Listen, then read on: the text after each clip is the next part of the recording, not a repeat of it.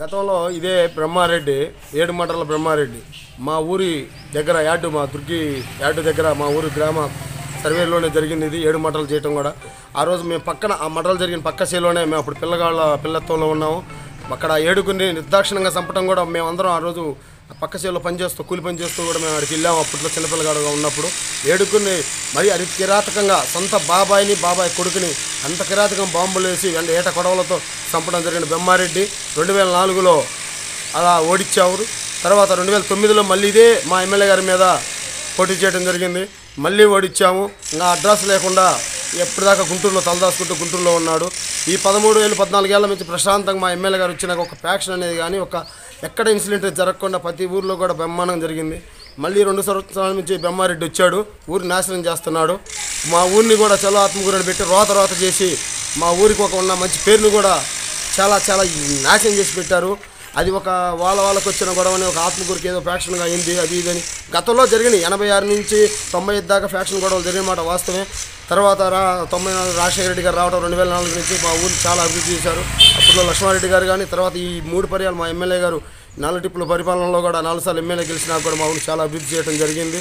మా ఊరిలో ఎట్లాంటి ఫ్యాక్షన్ గొడవలు లేవు. ఒకప్పుడు 2004లో ఇదే గ్రామానికి బ్రహ్మారెడ్డి ప్రచారానికి వచ్చి కూడా మా ఊర్లో గొడవలు చేపించి వెళ్ళిపోయాడు.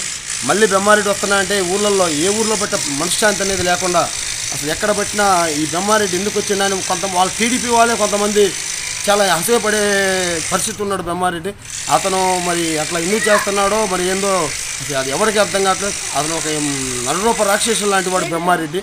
అతను అసలు మానవ జన్మ ఎత్తటమే ఒక చండాలమైన జన్మ అతనిది. అతను కరెక్ట్ జన్మ కానే కదా. మానవ జన్మ ఎత్తటంలో ఈ పల్నాడు ప్రజలు చేసుకున్న దుర్మార్గం అది. దాంతో దరిద్రం ఎక్కడ ఉండదని కూడా నేను కోరుకుంటున్నాను.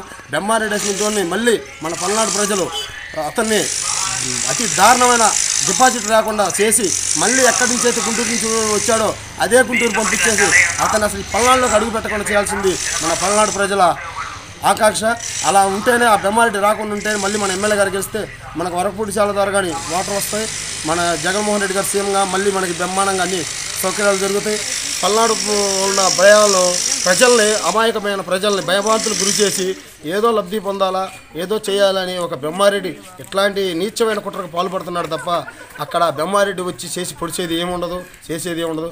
ప్రజలందరూ కూడా ఈ బ్రహ్మారెడ్డి గతంలో చేసిన అరాచకాలను గుర్తుంచుకొని బ్రహ్మారెడ్డికి డిపాజిట్ అనేది లేకుండా ప్రతి ఒక్కరు కూడా పల్నాడు ప్రజలు తరిమి కొట్టాలి. అతన్ని ఓటు ద్వారా అతన్ని మన ఏరియాలోనే లేకుండా తరిమి కొట్టేటట్టు మనం అందరం కూడా మన ఎమ్మెల్యే గారికి అండగా జగనన్నకు తోడుగా ఉండి మన జగనన్నే మనకు అండగా నిలబడాలనేది మనం అందరం కోరుకుంటూ జగనన్నకి 175 ఇచ్చి మన ఎమ్మెల్యే గారిని 150,000 మెజార్టీతో మనం గెలిపించుకోవాలా.